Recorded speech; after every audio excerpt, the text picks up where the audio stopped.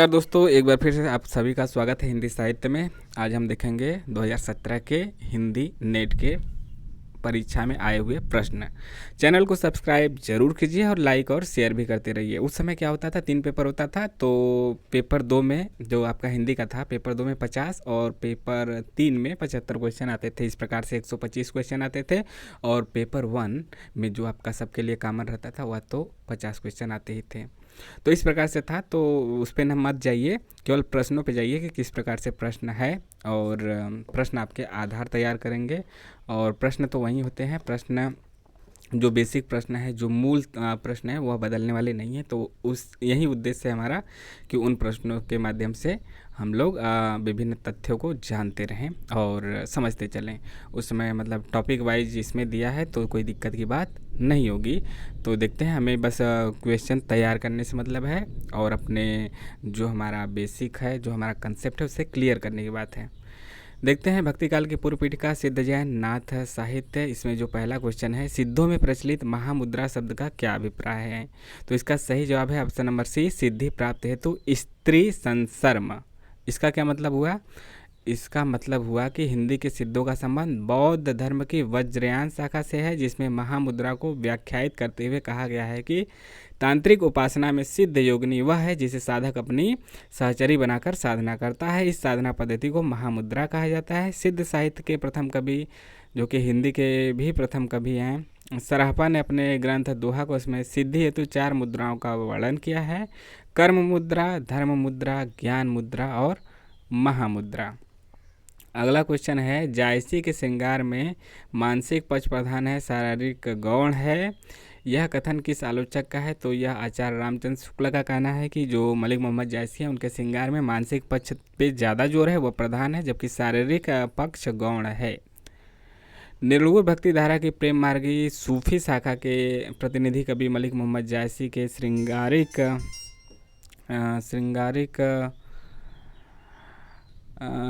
के पक्ष को स्पष्ट करते हुए आचार्य शुक्ल लिखते हैं, जायसी के श्रृंगार में मानसिक पक्ष प्रधान है और शारीरिक पक्ष कमजोर है। ना ना ना ना ना ना ना। अगला क्वेश्चन देखते हैं। अगला यहाँ से, इसमें कोई संदेह नहीं कि कबीर को राम नाम रामानंद जी से प्राप्त हुआ, पर आगे चलकर कबीर के राम रामानंद के राम से भिन्न हो गए। मतलब वो जो दशरथ के राम हैं, वह भले ही रामानंद के जो राम थे, दशरथ वाले राम थे, लेकिन कबीर के राम वह राम नहीं है, बल्कि परमात्मा वाले राम हैं। तो इसका सही जवाब है, यह भी शुक्ल का ही कथन है। आचार्य रामचंद्र शुक्ल का हिंदी साहित्य के इतिहास से उसी से है।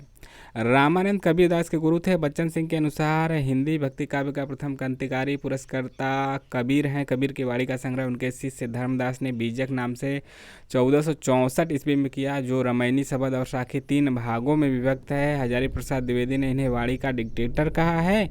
रामचंद्र शुक्ल ने इनकी भाषा को सदुक्कड़ी कहा है और श्याम सुंदर दास ने इनको पंचमेल खिचड़ी कहा है। तीनों तत्वों को याद रखिए। शुक्ल ने क्या कहा?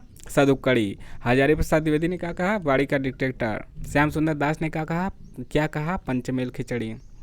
अगला क्वेश्चन है, चौथा, विट्ठलनाथ ने वल्लभ संप्रदाय में किस तरह की पूजा पद्धति का समावेश किया? तो इसका सही जवाब है युगलोपासना, युगल उपासना। स्वामी वल्लभाचार्य के पुत्र कौन है? विट्ठलनाथ।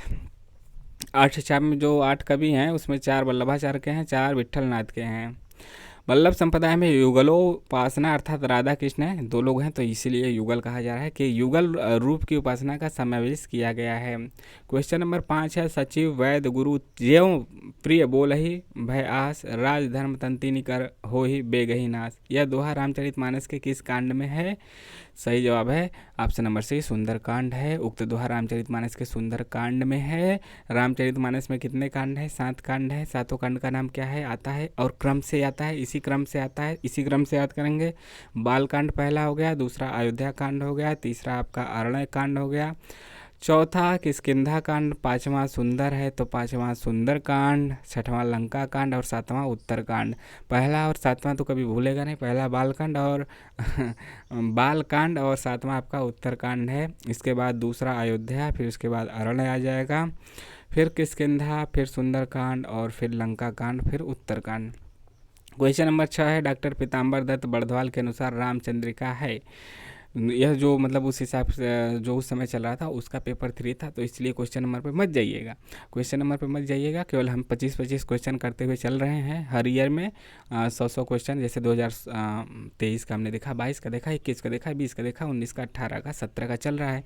तो यहाँ पे हम 100 क्वेश्चन कर लेंगे, उसके बाद 100, 125 भी हो सकता है, उसके बाद आपका फिर 16 का, 15 का, 14 का, ऐसे ऐसे हम चलेंगे, 2004 तक चलेंगे, ताकि हमारा बेसिक बिल्कुल मजबूत हो जाए। उसके बाद इस समय कैसे क्वेश्चन पूछे जा रहे हैं, बेसिक तो वहीं रहेगा, कंसेप्ट तो वहीं रहेगा, बस पैटर्न और डीप पूछने की शैली बदली है। तो 2022, 2023 का जो आप पेपर देखेंगे और 2024 का जो इस बार हुआ, तो उससे पैटर्न पता चलेगा। तो डॉक्टर पीताम्बर दत्त बड़ध्वाल के अनुसार रामचंद्रिका क्या है, तो इसका सही जवाब है फुटकर कविताओं का संग्रह है। डॉक्टर पीताम्बर दत्त बड़ध्वाल के अनुसार रामचंद्रिका फुटकर कविताओं का संकलन है, जबकि राम स्वरूप चतुर्वेदी ने रामचंद्रिका को छंदों का अजायब घर कहा है। दोनों कथन याद रखे, पूछा जाता है। डॉक्टर पीताम्बर दत्त बड़ध्वाल के अनुसार रामचंद्रिका फुटकर कविताओं का संकलन है, जबकि डॉक्टर राम स्वरूप चतुर्वेदी ने रामचंद्रिका को छंदों का अजायब घर कहा है। अजायब घर मतलब चिड़ियाघर, चिड़ियाघर मतलब जू।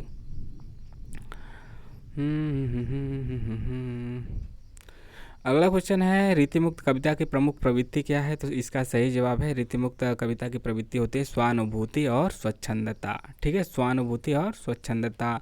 रीतिमुक्त कवियों की बात की जाए, रीति मुक्त कवियों की बात की जाए, जिसमें कि आपका क्या होता है स्वानुभूति और स्वच्छंदता, उसमें आपके इस काव्यधारक कवि घनानंद है, बोधा है, आलम है, ठाकुर, द्विजदेव, किसके हैं ये सब, मुक्त है, घनानंद, बोधा, आलम, ठाकुर और द्विजदेव इत्यादि। क्वेश्चन नंबर 8 है, तुलसीदास ने रामचरितमानस के किस कांड में कलयुग का वर्णन किया है, तो इसका सही जवाब है उत्तरकांड। यदि 7वें नंबर पर है उसमें इन्होंने कलियुग का वर्णन किया है। यह अवधी भाषा तथा दोहा चौपाई छंद में रचित एक प्रबंध काव्य है। कौन सा, रामचरितमानस कैसे है, दोहा और चौपाई में लिखा गया है और अवधी भाषा का है। अगला क्वेश्चन है, सामाजिक सांस्कृतिक प्रवृत्तियों एवं विविध काव्य धाराएं। क्वेश्चन नंबर 9 है, सीख सिखाई न मानती है, बरही बस संग सखिन के आवे, खेलत खेल नए जल में, बिना काम वृथा कत जाम बितावे, छोड़ के साथ सहेलिन को रही के कहीं कौन सवा दही पावे। इस सवैया में नायिका की सखी का कौन सा भाव व्यक्त हुआ है, तो इसका सही जवाब है नायिका की सखी का उपालंब वाला भाव व्यक्त हुआ है। देखिए, दी गई सवैया सीख सिखाई न, इसमें रीतिकालीन के प्रमुख कवि प्रताप शाही कृत व्यंग्यार्थ कौमुदी का, जो कि संवत 1882 का है। इस सवैया में नायिका की सखी उपालम यानी उलाहना, उपालम का मतलब उलाहना का भाव व्यक्त किया गया है। शेष तीनों विकल्प असंगत हैं। क्वेश्चन नंबर 10 है, घुसती है लाल लाल मसाल अजीब सी अंतराल विवर के तम में, लाल लाल कोहरा कोहरे में सामने रखता लोग स्नात पुरुष एक रहस्य साक्षात। उपयुक्त पंक्तियां मुक्तिबोध की किस कविता से है, तो इसका सही जवाब है जो उनकी लंबी कविता है अंधेरे में, वहाँ से है। ठीक है, मुक्तिबोध की अंधेरे वाली कविता से। और मुक्तिबोध को लोक जीवन का जासूस कवि भी कहा जाता है। मुक्तिबोध को लोक जीवन का जासूस कवि भी कहा जाता है। अब देखते हैं आधुनिकता अवधारणा और उसके उदय एवं पृष्ठभूमि। हिंदी पुनर्जागरण और भारतेंदु के अलावा महावीर प्रसाद द्विवेदी युग और छायावाद को, इससे जुड़े हुए क्वेश्चन। 11 नंबर का क्वेश्चन है, प्रियंबद निम्नलिखित में से किस कविता से संबंधित पात्र है, तो उसका सही जवाब है असाध्य वीणा। अज्ञे द्वारा रचित असाध्य वीणा का पात्र प्रियंबद है। अज्ञे की अन्य कविताओं की बात की जाए तो कितनी नाव में कितनी बार, आंगन के पार द्वार, इंद्रधनुष रौदे हुए और सागर मुद्दा इत्यादि।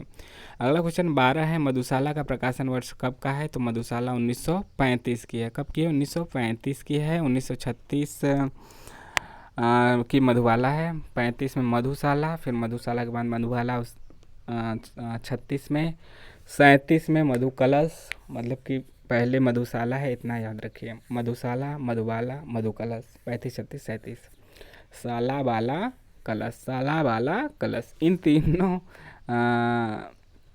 को हालावाद का धर्म ग्रंथ माना जाता है। इन तीनों को जो मधुशाला है, मधुबाला है, मधुकलश है, इनको हालावाद का धर्म ग्रंथ माना जाता है। अगला क्वेश्चन है भारतेंदु ने जिस प्रकार हिंदी गद्य की भाषा का परिष्कार किया उसी प्रकार काव्य की ब्रजभाषा का परिष्कार किया। इस पंक्ति के लेखक कौन है? तो इसके लेखक भी आचार्य रामचंद्र शुक्ल हैं। आचार्य रामचंद्र शुक्ल है। अगला है 14वां नंबर का क्वेश्चन, खड़ी बोली का प्रथम महाकाव्य कौन है? तो इसका सही जवाब है ऑप्शन नंबर बी, प्रिय प्रवास है। यह महाकाव्य है और प्रिय प्रवास को खड़ी बोली का प्रथम महाकाव्य माना जाता है। इसके रचयिता अयोध्या सिंह उपाध्याय हरिऔध हैं। इसमें कृष्ण कथा का वर्णन है। साकेत जो है मैथिली शरण गुप्त का है। कामायनी जयशंकर प्रसाद का है। लोकायतन पंत का है। अगला क्वेश्चन है काम्याध्यात्म की समस्या निम्नलिखित में से किस समय उठाई गई है? तो इसका सही जवाब क्या है? इसका सही जवाब है उर्वशी। उर्वशी कामाध्यात्म की समस्या का चित्रण रामधारी सिंह दिनकर कृत उर्वशी काव्य रचना में किया गया है। ज्ञानपीठ पुरस्कार इसके लिए इन्हें मिला, दिनकर को। अगला क्वेश्चन है छत्री उठो अब तो कुयस की कालीमा को मेट दो, निज देश को जीवन सहित तन मन तथा धन भेंट दो, वैश्यो सुनो व्यापार सारा मिट चुका है, देश का सब धन विदेशी हर रहे हैं, पार है क्या क्लेश का। उपरुक्त का पंक्तियों के रचनाकार कौन है? तो इसका सही जवाब है मैथिली शरण गुप्त। राष्ट्रकवि मैथिली शरण गुप्त। भारत भारती के रचना जो है नेट के सिलेबस में भारत भारती, वहाँ से यह उद्धृत किया गया है। पीर भरो जिया धीर धरे नहीं, कैसे रहे जल जाल के बांधे। उपयुक्त का पंक्तियों में स्त्री की किस मनस्थिति का संकेत हुआ है? तो इसका सही जवाब है ऑप्शन नंबर 1, दुखा तिरेक। अगला क्वेश्चन है स्नेह निर्झर बह गया है, रेत जो तन रह गया है। उपयुक्त गीत किस कवि का है? तो इसका सही जवाब है सूर्यकांत त्रिपाठी का। सूर्यकांत त्रिपाठी का यह पंक्तियां हैं। निराला का मतलब सूर्यकांत त्रिपाठी निराला के अड़िमा संग्रह में संकलित है। अनामिका, परिमल, गीतिका, कुकुरमुत्ता, बेला, अर्चना, आराधना, गीत गुंज, संध्या कली, अपरा, बादल राग इत्यादि इनके प्रसिद्ध काव्य कृतियाँ हैं। अगला है आत्मजयी की कथा वस्तु निम्नलिखित में से किस पे आधारित है? तो सही जवाब है कठोपनिषद।